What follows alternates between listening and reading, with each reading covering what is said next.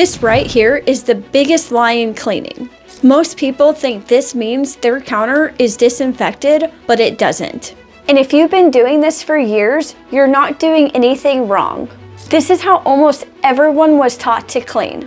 In the next few minutes, I'll show you why disinfecting doesn't work the way people usually think it does, and the simple fix that actually makes it work. If you're like most people, you will spray the surface, then wipe it away immediately, and then you move on. It feels clean, it looks clean, and everything in your brain says, yep, I disinfected. Here's the lie. Wet does not mean disinfected. Disinfecting doesn't happen when you wipe. It happens while the surface stays wet. Every real disinfectant has something called contact time, also known as dwell time.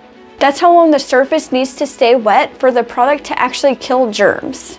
Most disinfectants need 5 to 10 minutes, not 5 seconds. So when you spray and wipe immediately, you're not actually disinfecting, you're just spreading the cleaner around.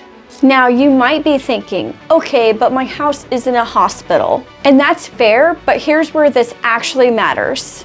Kitchen counters, bathroom sinks, door handles. These are places where hands, food, and mouth all meet.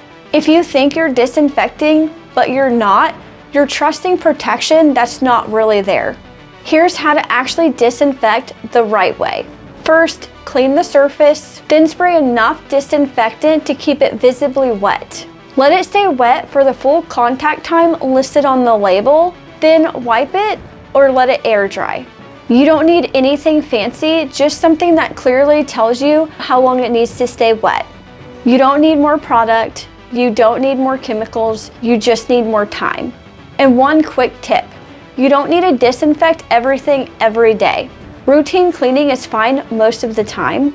Save disinfecting for high touch areas or when it really matters. So yeah, this looks clean, but now you know the truth. And if this surprised you, you're not alone. And if your floors still look dirty even after you mop, it's usually something invisible sitting on the surface. Click this video and I'll show you exactly what it is and how to fix it.